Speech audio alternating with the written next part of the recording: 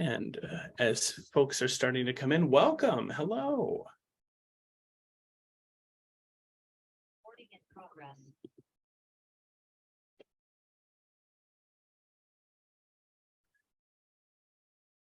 Welcome, everybody. We're going to let people just get settled in for a moment before we get started. So we're just going to take a minute here. So good to see you all as you come on in, and thanks for joining us.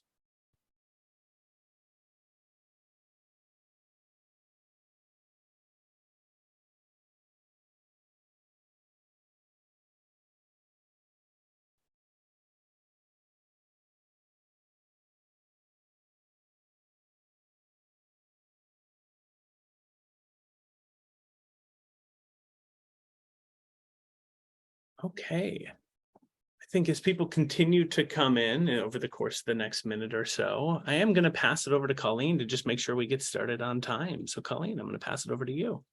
All right, thank you so much, Jake. Hi, everyone. I'm Colleen Craig. I am a teaching professor in chemistry and the academic and student affairs teaching fellow working out of the CTL. And I want to welcome everyone to UW CTL's Reflection and Practice speaker series. This is a multidisciplinary series that highlights original research and intentional reflection by scholars committed to high quality teaching in higher education contexts. And we're so excited to welcome Professor Dan Turner to our series today to give the last talk, and certainly not the least talk for this academic year.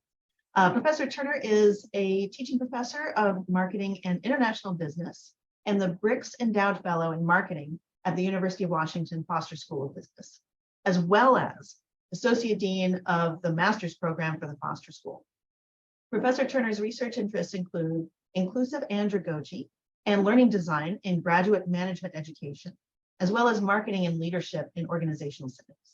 Today, Professor Turner will share strategies for inclusive teaching and learning using the case method, a type of problem-solving learning that uses cases, narratives, situations, data samplings, or statements to put students in the roles of people facing difficult, complex, real-world decisions. Participants today will leave better prepared to create and deliver more effective case method assignments in their own contexts. Please welcome Dan Turner. Hey, everyone, and thank you, Colleen. I very much appreciate the introduction. It is awesome to see so many old friends in the attendee list and to see some new names that I don't recognize. Looking forward to the hour-long conversation thereabouts that we should have today. In terms of what we're going to do over the course of the next hour, I would like to establish sort of 5 things at the outset, some principles by which we'll engage. I know this isn't a traditional class session, and we're a learning community that's not persistent. We're only going to be together in some sense this hour, but I'd love it if we can agree to do these 5 things together. 1, treat ourselves and one another with grace, and even if a comment that is offered, say by me or by a colleague in the chat or in the Q&A, doesn't have positive impact. 2, listen, actively ask for clarification when things don't quite land or you don't understand. And of course, when you engage with other people, whether it's in the chat or with me, focusing on dialogue over debate, the goal of mutual understanding, I think this seems reasonable. I'm a big fan of I statements and not you statements, so we can speak for ourselves freely. All perspectives are valid. All feelings are valid. We can feel them. Let's not ascribe them to other folks. We're going to try to find some common ground early. Particularly, I'll reference some research, but I'm not going to spend a lot of time on it. But it's nice to be able to find ground that's common with other folks with whom we might not share all perspectives in evidence-based ideas. And then lastly, and this one's important, feel free to disagree politely with anything that I say or any of my ideas or those of the other people that are in the webinar. Let's try to live our values and not disagree with people. So that's just some ground rules that we should have. In terms of where we are headed, I'm going to try to think about this talk in 3 sections. I will spend more time on a topic than you might want me to spend time on, which is the case for inclusivity, and in particular, the personal case for inclusivity. So I'm going to tell stories about myself and my family. And yeah, I'm a marketer, but I'm going to be intentional about this. I am trying to tell you why this work is so important to me and why it should be important to you and more broadly our colleagues. I think based upon the list that I see, there's some pretty influential people on the campus. As Colleen mentioned, we'll spend a little bit of time in the middle talk talking about case teaching, what it is. And mostly what I'll do is share some factoids about how our students in the business school, in particular on the Seattle campus, the Foster School, think about inclusivity in case teaching, and maybe how in our case, we're going to use the microcosm of graduate business students, how graduate business students think about the learning assets that we call cases. And then lastly, no marketer exits without a call to action. I won't either. Call to action is going to be use of counter stereotypes. And we're going to try to make that sort of the end goal being intentional about the use of counter stereotypes in our case teaching. I should say, please feel free to use chat and the Q&A features of the webinar. I'm one person, and so sometimes I can do at best one thing, not a whole bunch, but we have some colleagues that are helping us think about what's in the chat and in the Q&A section. Either of those. You'll be called on a couple times. Chat, I think, is our most interactive participation feature. All right. Let's get started. We'll talk about why I care so much about inclusivity, and I'm going to talk about it in the context of someone that meant a great deal to me. Her name is Mary Turner. My name is Dan Turner. That is, in fact, my mom. It's important. What you see on the screen in front of you is a photo in some better days. My mom is deceased at this point, but I think this is about 2018, 2019, and we are enjoying a glass of wine at a German winery in Hermann, Missouri, which is not an oxymoron. They make really sweet, but kind of good tasting white wines in the heat of the summer. Not so bad. Nice day. A couple things that I'd love for you to know about my mom, who meant so much to me in my life. One, she's a child of Irish immigrants. So she grew up in an immigrant family. Two, she did not have the opportunity to attend college on that basis. The fact that my father didn't either makes me a first-generation college student. But some other members of her family did.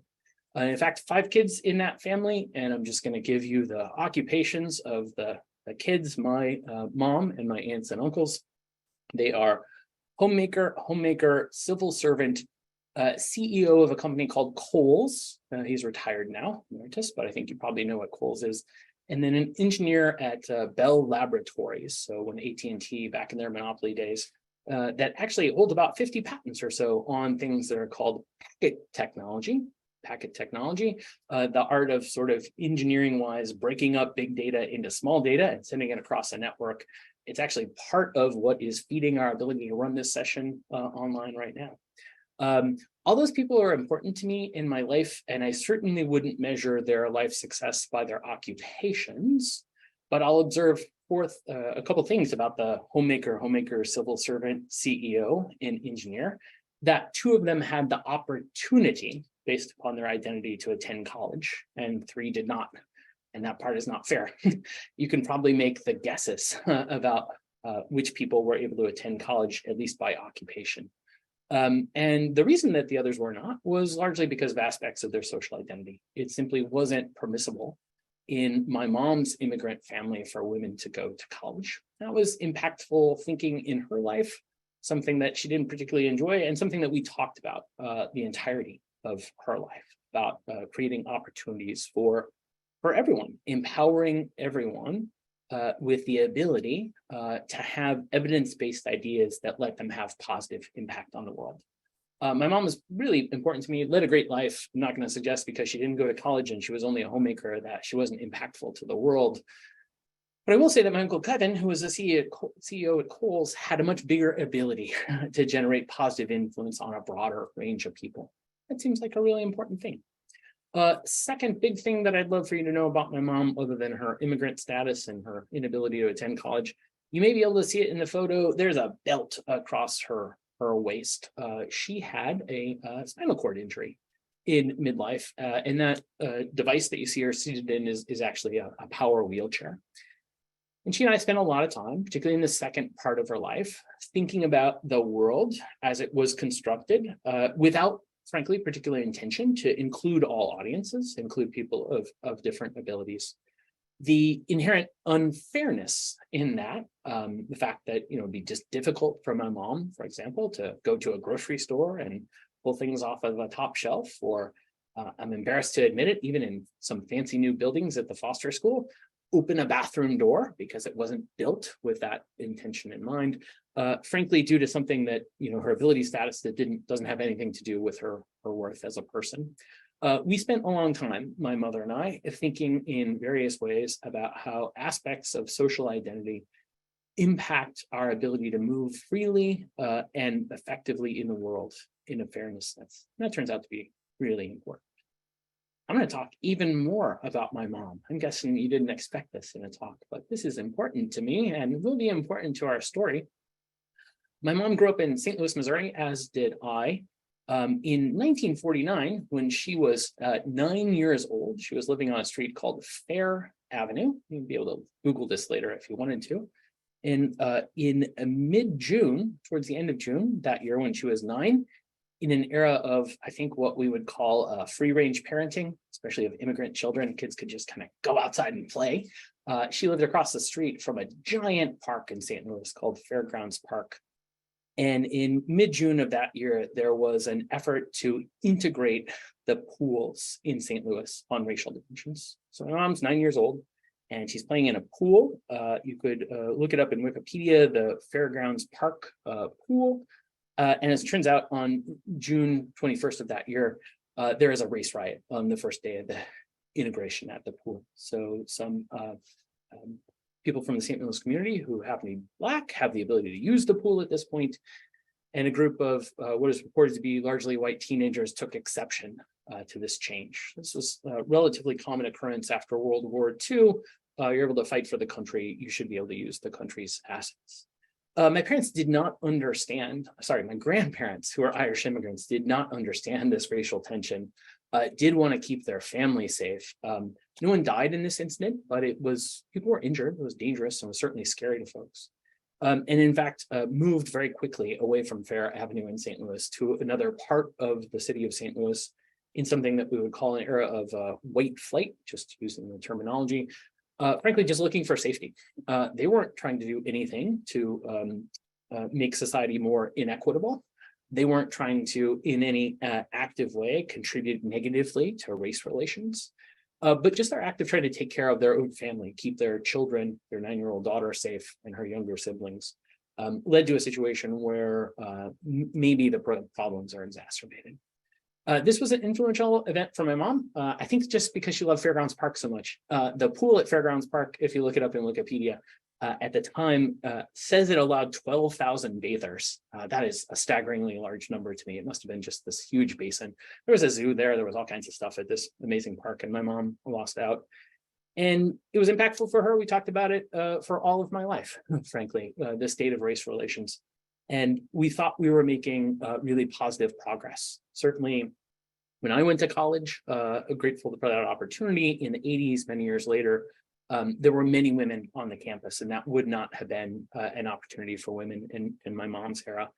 I dated interracially in college, and we both agreed that that was a totally reasonable thing, that was progress in our society. I was frankly feeling pretty good about the way the world was moving until the second big pivotal event, and this is the last time I'll talk about my mom, I promise, happened in St. Louis. On August 9th of 2014, photo credit to the St. Louis Post-Dispatch. The gentleman on the left, whose name is Michael Brown, within a month of his graduation, was shot and killed by the police officer who's pictured on the right. That gentleman's name is Darren Wilson. And people, given the rash of similarly potentially racially mediated or motivated shootings in the US by police officers, perhaps don't remember this specific incident, but it was particularly complicated. Darren Wilson was not indicted in this case, and I make no judgment about that. Michael Brown on the left had, facts seem to suggest, robbed with one of his colleagues, small-scale robbery, a liquor store, stolen some cigarillos, and was walking down the middle of the street. When he was confronted by the police officer, he attempted to grab the police officer's gun, and in response was shot and died. This case of Michael Brown is the subject of not just one, but two different Department of Justice reports. And it was the last really big, impactful race and equity conversation that I was able to have with my mom. Because what had transpired, and I'm not an expert in these kinds of social issues, but what apparently transpired was that for many years, the police department of Ferguson that's the subject of one of the two Department of Justice reports, had been systematically harassing its own community with little slights and, red light cameras and laws and just driving while black stops and things like that. And so somebody of Michael Brown's background probably just doesn't have a lot of inherent trust of the police on that basis. So you've got a system that's maybe abusing the trust of a group of members of that system, and the members of that system then understandably acting not very trustworthy in response. And this is, I should point out, my mom and I had these long conversations about the progress that the world was making. And we're talking 65 years later in the same city and about 8 miles away, a young man sacrificing his life. And that just made me sad. But I'm not a lawyer. I'm not an attorney. I'm not a government official. I suppose I do work for a state government. I'm an educator, but that's the point at which I decided I need to get really serious about making sure that all voices are included in our learning communities. This is a huge part of my why. So I did what academics do. I went and looked at the academic literature about the extent to which people are included in our learning communities. And it's not great historically. We know as a set of fields in higher ed that there are both participation and performance gaps in higher education, that they're linked, we think that they're linked anyway, and that they're based upon identity.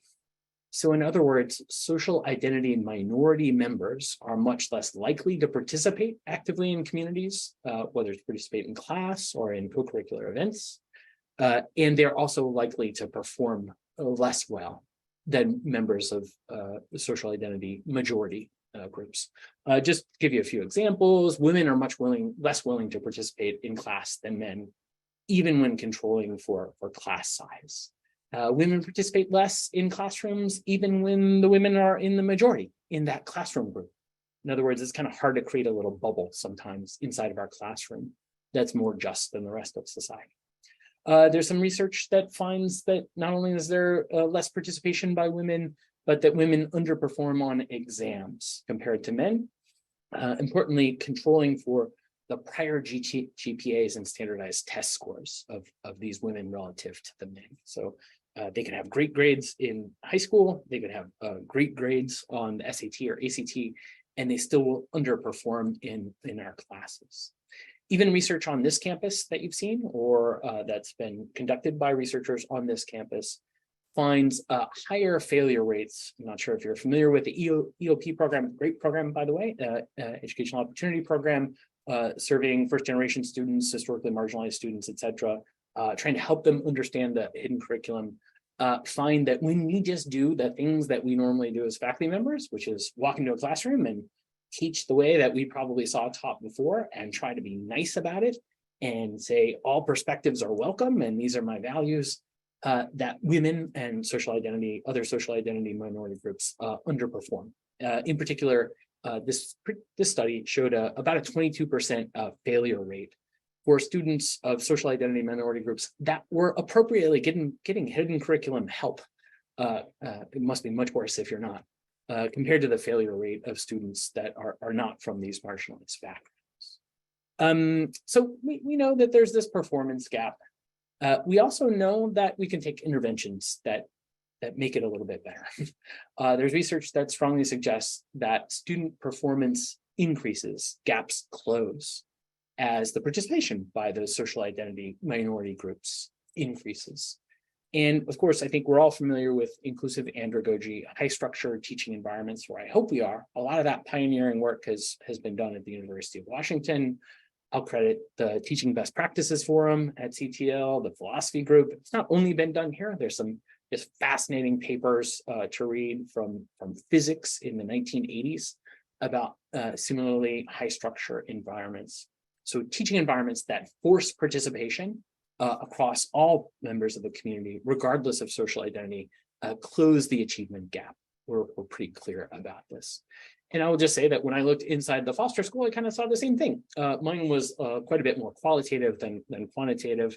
And it was based upon basically talking to people from historically marginalized groups that were already in our program and seeing what they thought of, what happens if we have more representative materials, and what happens if we use high structured teaching environments. And akin to, what we might see in a stereotype inoculation model, if we use cases that feature female protagonists, feature protagonists of color, that stress inclusivity themes, those students are being more likely to engage in the conversation and perform better. So far, so good. And I think life was going pretty well for me. I started to kind of do all these things and maybe evangelize some of these things to my colleagues, encourage, at the margin, adoption of cases that had women and Black protagonists, just as an example, try to evangelize high structure environments.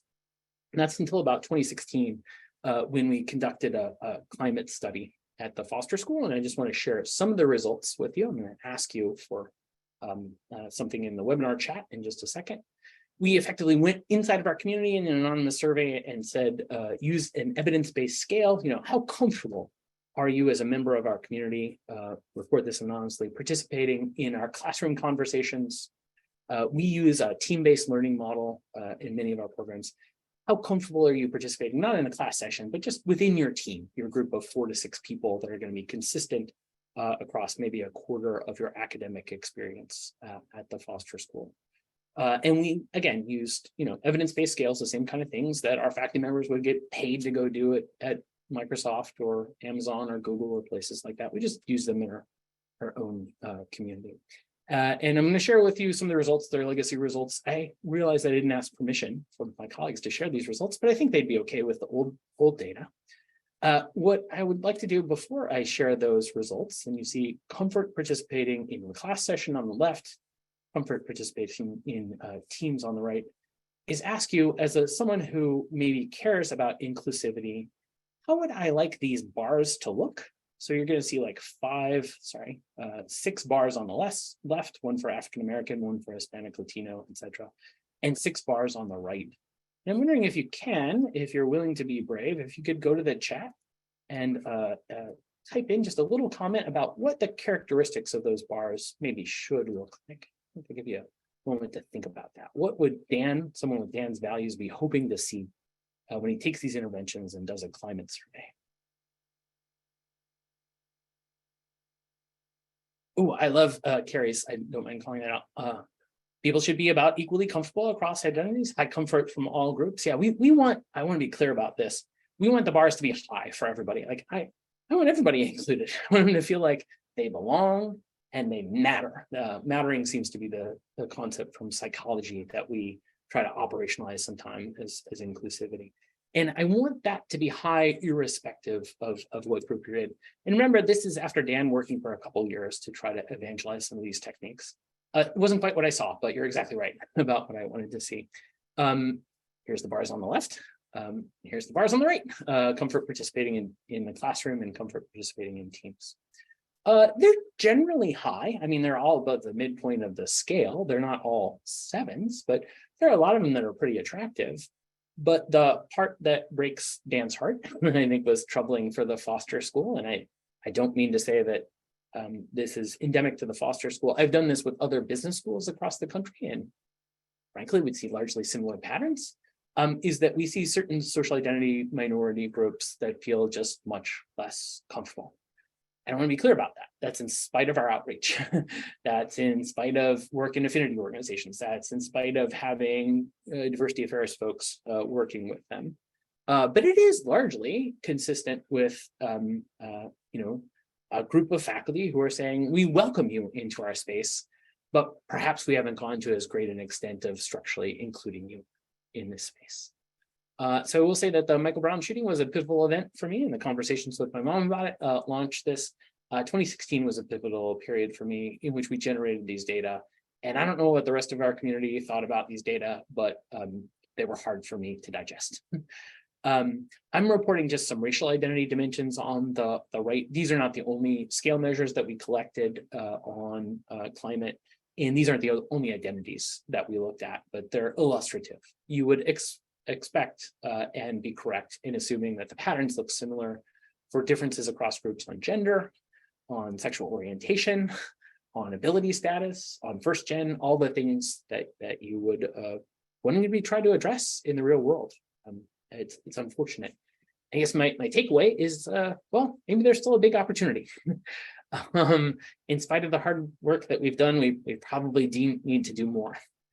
Another way of saying that is that the world is big and vast out there, and I try to create a little bubble in my classroom that's inclusive and where we live by a set of values and where people's multiculturalism is respected, and we recognize and appreciate the differences across people.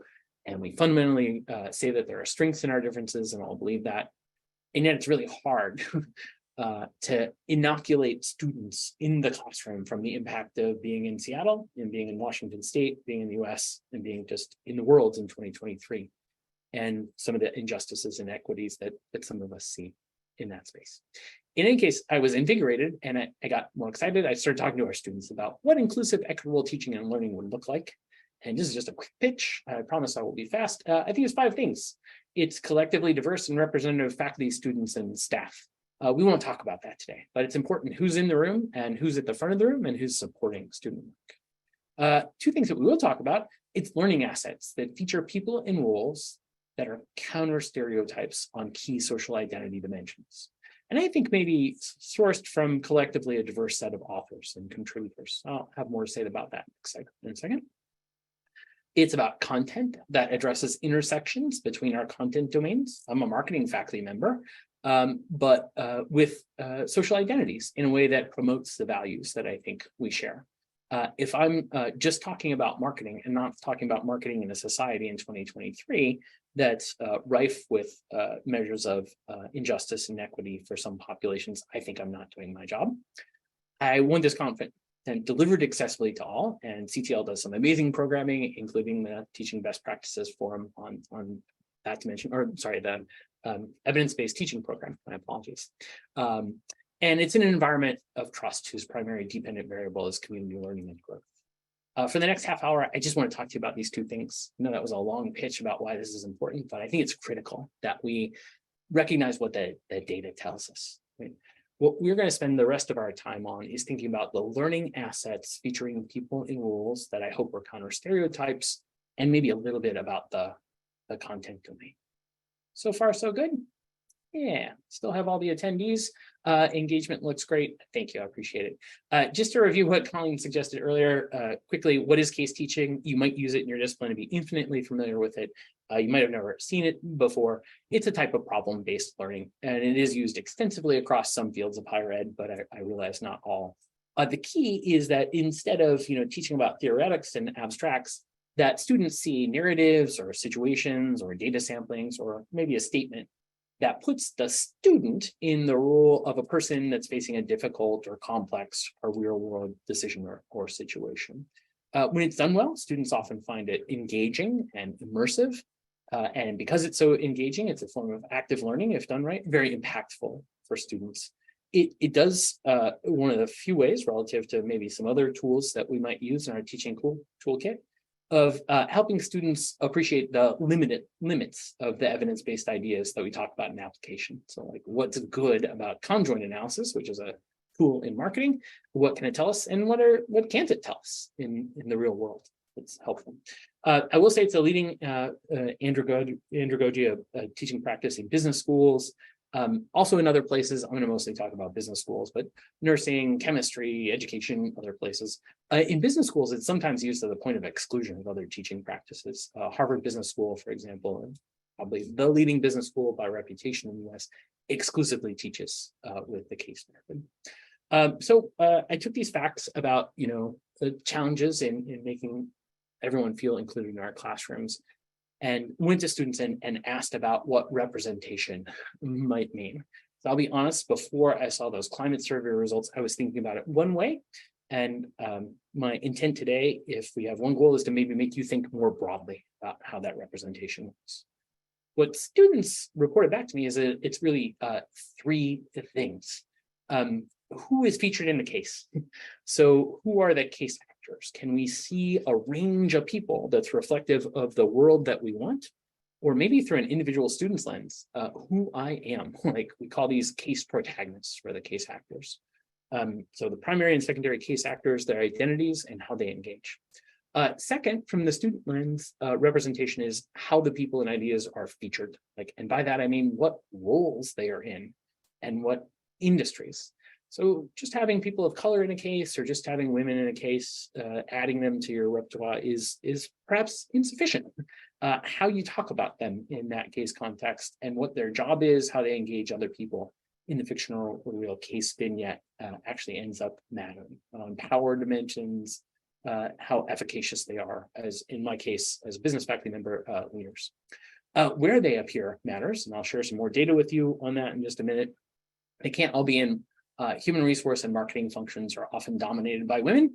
And my guess is that, for example, like in the law field, that family law might be more of a profession that females engage in and less stereotypically a female occupation for corporate law, something like that. So where they appear matters to students, industry roles and functions. What doesn't seem to matter to business school students, and I think maybe it should, is who wrote the case. That's kind of good news for me as a cisgendered, straight, frankly, middle-aged, white male. My students love reminding me of this one when we throw the social identities at them, nearing the end of his productive years. Oh, that's tough to hear, but it's accurate. Yeah, I'm right at the end of one of those age groups. The students honestly don't seem to care a lot about that. And if you're in a social identity minority group on several dimensions, that's probably good news to you. I do think that over the longer term, I prioritize these first three things, but that fourth one will end up mattering. I sort of look at what cases are used in business schools and in Foster School in particular in the interest of protecting my colleagues in some parties. I'm just going to talk to you about some research that's done about cases in business in general. It turns out to have been done by someone that I now call a friend of mine. Her name is Leslie Simons, and she was a graduate student at INSEAD, which is a business school outside of Paris. And she was struck by some of the lack of, in her case, gender representation in the cases that they looked at, and started to do some work on this topic. She's not a PhD, but she does a lot of work in this area. She had learned about in the 1980s this thing called the Bechdel test. I'm not sure if you're familiar with it, applied to movies. It actually comes from a cartoon, and one of the female characters in the cartoon says, you know, only see a movie if it features a woman talking to another woman in the movie. And Leslie Simons was inspired that and said, I want to look at cases through the lens of, does each case feature a female leader talking to another female leader about the business, like not about something social. And this starts to get at some of this just more than token representation issues that students talk about. She looked at 105 unique cases in total, so 105 vignettes, and just to give you some descriptive statistics. She had lots of folks, including herself, judge them, rate them in terms of who was featured in the case, reasonable inter-judge reliability, inter-rater reliability. 103 of those 105 cases featured men, 70 featured women, but only 47 of the 70 had women that were actually present in the case. So 23 of them had women as like CEOs, spouses, or other things. They didn't actually appear in the case at all. They were just mentioned by name. They were maybe in the org chart even, but they didn't have any role. 83 of the cases of those 103 that featured men had a male as the sort of central protagonist of the case, and only 12 with a female protagonist. So like the main character, the one that our students are going to anchor their learning experience from. Remember, this teaching practice is about, you know, solving real world problems from the perspective of a person, and the protagonist is the person from whose perspective the problem is being solved. So we have, you know, maybe 50% women, what we aspire to in foster school classes, but we have then a bunch of cases thrown at those women where they don't see themselves in the case. This is problematic. It's a challenge. Just as an aside, of these 12 cases that featured female protagonists, 2 of them were originally cases that were written about male protagonists where the name was changed and the gender of the case actor was changed, sort of in a fictional sense, but on the basis of trying to get to representation. One interesting thing to me is out of that set of 12, 6 of those 12 cases, she's the only woman in the case. So it's about her, but about her operating in a male-dominated organization. Some other descriptive themes, and I think probably what happens in business, I'm just going to say it, probably happens in law and education and other places that use cases as well, is, you know, in addition to the invisibility of women leaders and women role models and the prevalence of men, especially as sort of the more senior leaders, most of our cases were that featured women were about pink topics or in pink roles and in pink industries. So we saw a ton of cases in that set of 12, or the majority, sorry, where women were the chief marketing officer or the chief HR officer, or where the industry was fragrances or clothing, fashion, but not where it was tech, right? This is a problem. It's reinforcing existing stereotypes. Our cases that had women in them in this set were often featuring very little interaction with other women, even when there was a female protagonist. And just to give you the percentages that went with the numbers that I showed before, 45% of the women had a women present. This is sort of the summary of the Simon's test. 11% of those cases had a female protagonist, and 4 of them met all 3 of the criteria, 4%. And that's just not enough, I think, if you're trying to change the world. Think back to those climate results that I showed you for the Foster School. Sure, we're trying to be intentional and we're trying to be better, but I think you kind of almost need overwhelming evidence that students can see in our classroom experience and our development experience if you want to change the messages that the rest of the world is imposing on them. So that's what I was trying to get at. A few more thoughts just about those cases. How and where is as important as why. There's a quote from a student from the Foster School. I'll keep it anonymous. Who was giving feedback to me about one of our classes. I had worked with a faculty member to try to include cases that had more Black and female protagonists in them. And she said to me, it's great that you include cases that feature representation. I would almost rather not have a case. There were 2 in this class. The faculty member had adopted one case about Oprah and one about LeBron James. And I'd almost rather not have those cases at all than have only cases that are reinforce tired stereotypes and prejudices. Give me a Black woman in tech. That's who I am.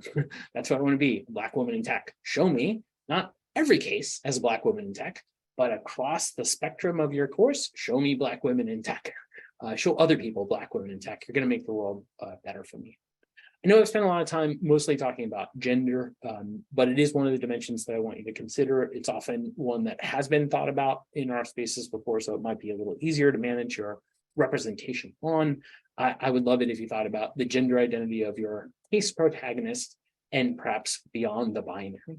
I'd also like you to think about race, ethnicity, and indigenous affiliation, sexual orientation, ability status, social class, the whole set, and maybe with intersectionality involved. And I want you to think perhaps beyond just the case actor, but what it is they're doing, the where and the how pieces of representation. Which brings me to the call to action. I think the best feasible response available to all of this in terms of representation challenges in cases or in similar learning assets, if you don't use cases, is the literature on counter-stereotype images and counter-stereotype narratives. To me, that's just a path forward. That if we were to act intentionally and actively, and sometimes raising our students' awareness that we're doing so, maybe not in a heavy-handed way, but in a subtle way, using counter-stereotype imagery and counter-stereotype narratives in the cases that we adopt or that we create, and it's across a course or a student's program of study. It doesn't need to be all the cases, it just needs to be across the set. Diversity is a characteristic of a group, and representation doesn't need to be present in every class session and every learning asset, but it does need to be present, I think, in every learning experience if we're going to change the world. I think we can probably be that change that we hope to see. My asks for you are to plant a null hypothesis somewhere early in your course with students, maybe in the syllabus, maybe in the initial class sessions, regarding the importance of multicultural representation. We know that that can be an impactful intervention. It raises students' awareness to what will be coming at them later. What I'd like you to do is pay off that null hypothesis that the students will see a set of representative assets by adopting or creating cases that address the who, how, and where aspects of representation. Who the protagonist is and what their power status is, how they interact with others, what functions they play, what industries they're in, what they're doing, how they're represented in terms of their advocacy in a way that leverages the evidence basis of counter stereotypes. Just to give you a little simple example, there's a faculty member at Stanford University that adopted a case that's about this woman named Heidi Rosen, taught a 2-section course. And in one of the sections, with Harvard Business School's permission, Harvard Business Publishing permission rather, changed the name and gender of the protagonist to Howard Rosen, and had a totally different learning experience and totally different student assessments of who this person was, how aggressive they were, how efficacious they were at their job, and different conclusions at the end of the learning experience drawn from students on that basis. Stereotypes are powerful, but so are counter stereotypes. And I'd like us to be active and intentional about adopting or creating cases that use them. So where and how would I do this? I mean, it's basically you find them or you create them. You just have to be intentional about it. I actively search and scour case libraries. I send random emails that probably come off like they might be crazy, but pretty much every speaker that I can find that addresses any Jedi topic or a belonging or mattering topic that's in business, your space is going to be different, but I would do the same thing. And they almost always begin the same way. Hi, Colleen, I saw you speak at this event. This may sound like a crazy question, but, and then I put my request in. And the number or percentage of responses I get is kind of amazing. There's a lot of like-minded people out in the world that would like to help you with this problem. If you happen to work in business, this is just a screen grab, for example, from Harvard Business Publishing's splash page. I've been working with them for about the past 6 or so years on this. They have whole sections of cases that feature different kinds of protagonists by identity. So it's probably small on your screen, but the topmost left box is cases with Asian American and Pacific Islander protagonists, and cases with protagonists of color, and cases with women protagonists, and glass shattering leaders, change agents for gender equity, and hiring and valuing autistic employees and Indigenous peoples around the globe. And it is out there, and the world is changing. It's just not changing in a way that's easy or fast. You might have to do some work to get there. Harvard is a dominant provider in our case, but they're not the only one.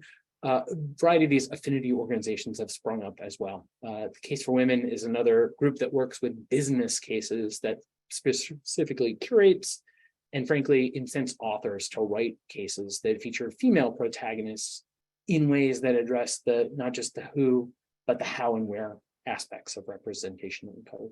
And I'm certain that these things exist in law and education and chemistry and in other spaces as well. If they don't, boy, write your own. We have an accounting group who at the Foster School that was tired of this a few years ago, and our cases are specific to discipline. So accounting cases would be different, for example, than marketing cases. They just decided to start writing their own. They can be real or fictional. They can be inspired by real events. We don't seem to have uncanny valley problems with cases in the same way that we might with virtual reality issues. In other words, you can take something from the real world and modify it in a way that fits your learning goal purpose, maybe change the case actors or some of the issues in a way that activates counter stereotypes on those important who, how, and where dimensions. When I'm looking for ideas, like I thought I was alone, but it turns out I'm definitely not. I told you I've reached out to speakers and other folks. I start with my good friend Google or Bing. Searching identity at and an organization or identity in has produced so many results. So many case opportunities, case writing opportunities, but also, frankly, a topic that we just hinted at but didn't address, who's at the front of the room. There's a Black at Microsoft group. There's a trans at Microsoft group, and they're active and they care about these issues. Asking for their help is not out of bounds, and in fact, I think is totally appropriate. Just kind of lead with curiosity and don't be afraid to ask in these settings. Last point that I want to convey with respect to writing your own cases is that this is perhaps news to me because I'm in business and less familiar with cases from law and other places. I mentioned counter stereotypical narratives. It turns out you can use counter stereotypical imagery. This is a syndicated case that came from Harvard Business Publishing. But those cases typically would not have graphics associated with them. This one does. And it's designed very specifically to convey the identity of the protagonist. What you see is a screen grab from the first page, and you can probably pretty readily identify, or at least have a strong guess about the social identities of the case actors. Sean, as it turns out, is the protagonist. He's a senior brand manager in a case study called When Your Brand is Racist. He runs a fictional brand that's a brand called Overseer that has a racist heritage, but he's in charge of it. It's not a real brand, but it's inspired by all the things that were happening at the time that this case was published 3 years ago, with like Aunt Jemima pancake syrup and Uncle Ben's rice and the Washington Redskins and all the issues that society was struggling with. And I just found it super inspirational as a way to convey identity information and maybe some backstory using imagery. I thought it was really cool. I'm going to try to finish up and make sure that we have space for conversation and questions. My advice in terms of parting thoughts is to balance some degree of humility and empowerment. I don't know how people do the equity work that they do, but I'm really grateful that they do because it's daunting. We didn't get to where we are in a short period of time as a society. And I could spend all waking hours that I have on equity issues just at the foster school, and I don't think I would fix them, right? Racism has been around for, I don't know, 600 years or so. Genderism for thousands, maybe hundreds of thousands of years in the form of tribalism. It's daunting. Like we won't fix it all. But you're also not going to make the world a better, more fair, more just, more equitable place unless you dedicate specific effort to this topic and start spending your time now doing so. I think that our students, I can't speak to other parts of campus, but I expect that it's similar at the foster school, are frustrated with some aspects of the world and sometimes with us. But if we're human with them, they treat us with a lot of grace. If we tell them what we're trying to do and why, I actually don't need a perfect case. But if I tell them what I like about the world and what I don't like, and what I'm trying to accomplish with the use of maybe some cases that I create that would address the how, who, where, and how issues, they cut us a lot of slack. Give us feedback. We want us to keep working on this, but they cut us a lot of slack. Last point that I'll offer is that the sooner we embrace this opportunity, the sooner we're going to address the challenge. My mom no longer has the opportunity to, in a material way, impact the world in a positive sense, having passed away at the beginning of the pandemic. But there's no better time for world change than right now. So I guess I'll say thank you, not for me, but on behalf of the students that you're going to serve and the world that they'll impact for the better world that you're looking to create.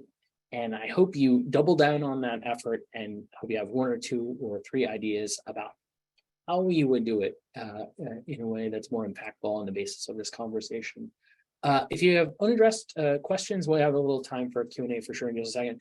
Email me, but this part is really important to me. I want to make sure I get it across. If you have unaddressed hard questions, I want you to go to teaching.washington.edu and contact the CTL people, because there's just a tremendous treasure trove of resources available to us.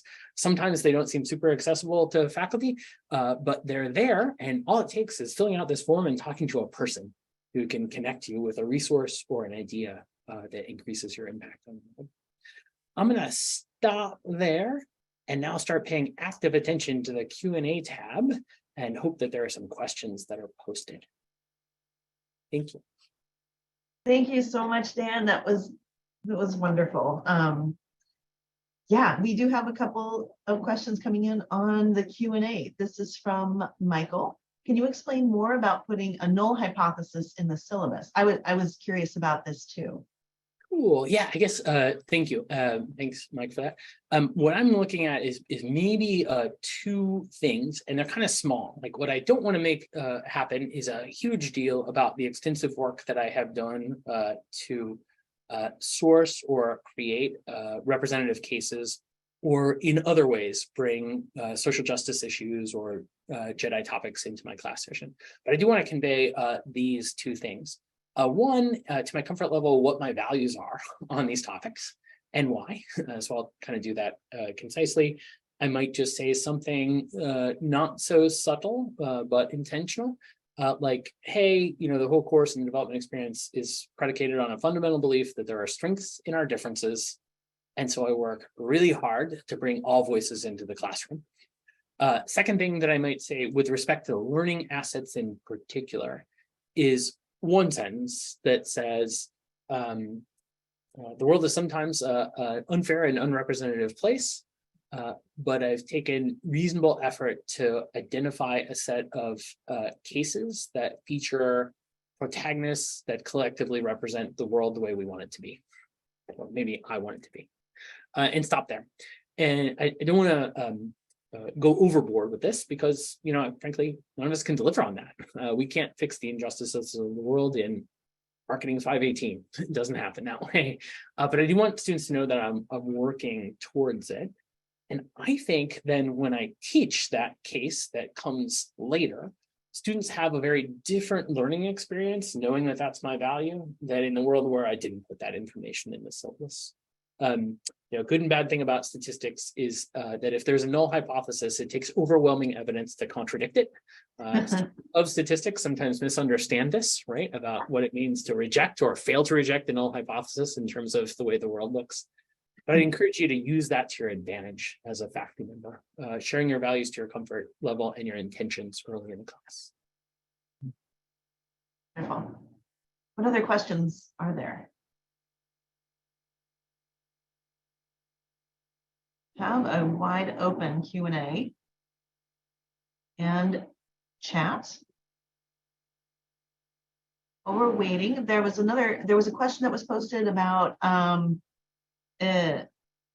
whether the cases that you're referring to were available to the broader campus somehow, and another participant posted a link to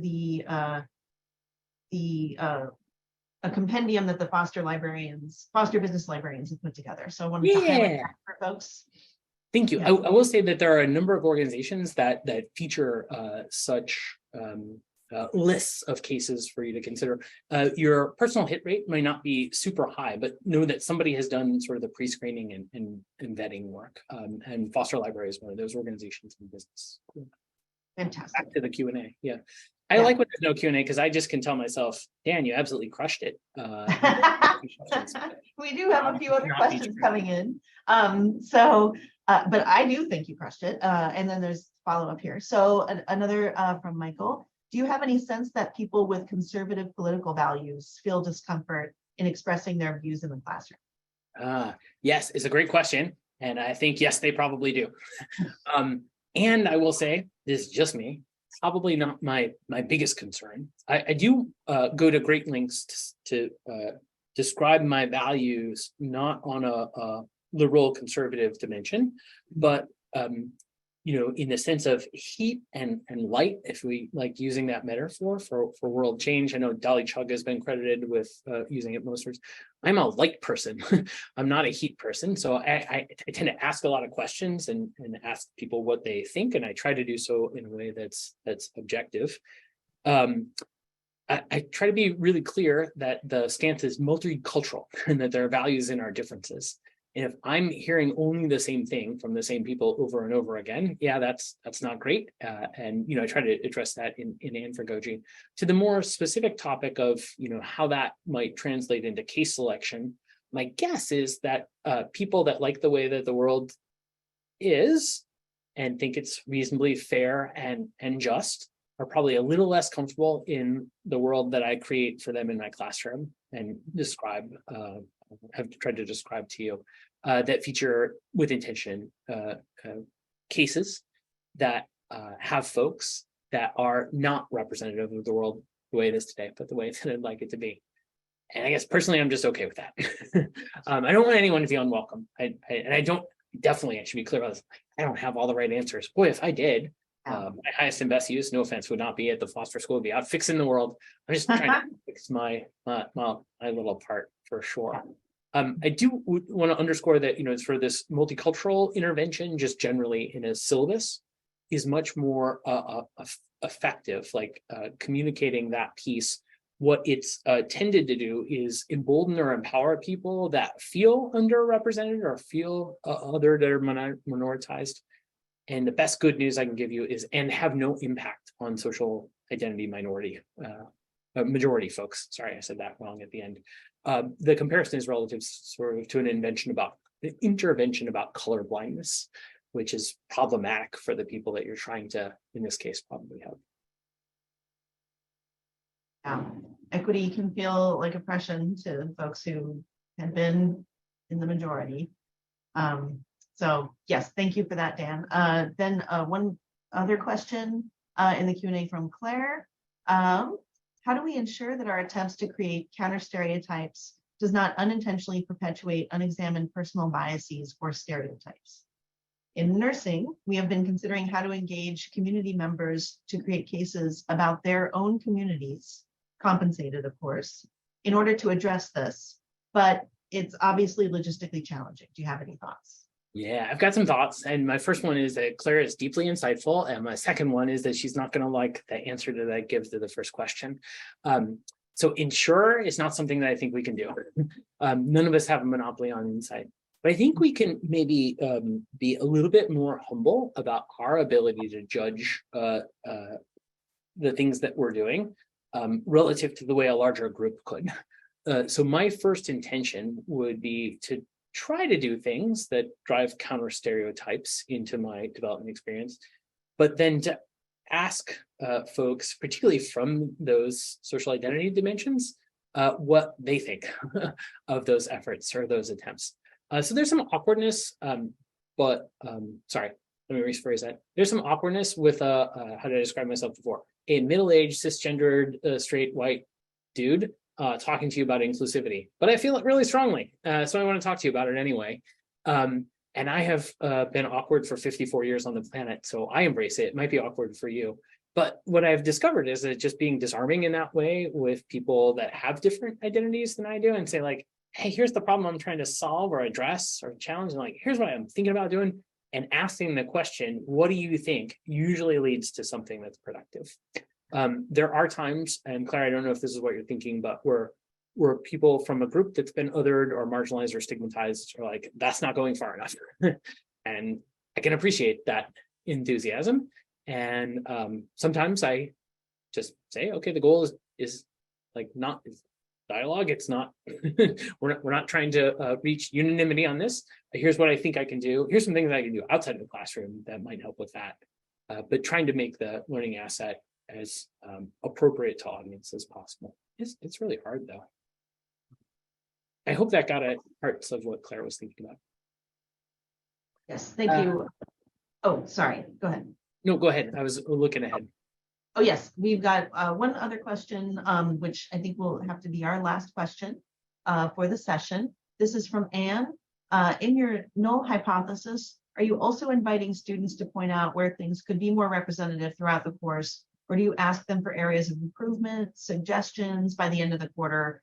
Or are there other ways you leave yourself open to improving your practice? Yeah, I've made so many mistakes. Any success that I've had is because I screwed everything up before today, myself personally, even when giving good advice by others. Two things that I'd love for you to consider, Anne. I think the University of Washington has a Qualtrics account. I'm not sure if it's just the Foster School that does, but I think it's the university. It's Foster. Oh, bummer. Well, I would love it if you were able to create an anonymous survey of feedback for your course and announce that with intention in your syllabus, that students can provide you feedback at any point. I do that in every class that I teach, and many of my colleagues do as well. It's not anything, oh, we can do this in Canvas, and honestly, even better. I think I use Qualtrics because it pings me when something hits the account. I do also tell students that, hey, it's easier to have a two-way conversation about this if you're comfortable talking to me about the topic, and I can promise you that I'll try to be, won't punish you or anything along those lines. I'll only treat this positively. But if you feel like that this is the best way for you to convey a perspective, I want to hear it. And because this has been a focus, inclusivity has been a focus of mine, belonging, mattering, I do hit that topic. Second one, and I know this is specific to the Foster School, I have a love-hate relationship with IAS forms, and I should just say that I love to hate them, I guess. No disrespect to other people. I find them frustrating on occasion, but we have added at the Foster School, they're customizable, 2 items about inclusivity to our IAS forms that we deploy across the school. One is a Likert scale measure, and 2 specifically asks about an open-ended question about the domain that Anne was talking about. And I think that's useful. Be open to feedback. I want to thank everyone for attending. I don't know what you expected or if what I delivered expected on what you expected, but I hope you got something useful. And I'll reiterate what I said before. It's an hour of a time together, but I'd love to have future conversations about that. So thanks. Thank you so much, Dan. Let's give him a round of virtual applause. In the chat, maybe thank you or clap, clap. And thank you so much, Dan, for your time today. Thank you, everyone, for attending. Closing slide. This concludes our program. Thank you. Learn more at https://teaching.washington.edu/. This program was brought to you by the University of Washington Center for Teaching and Learning.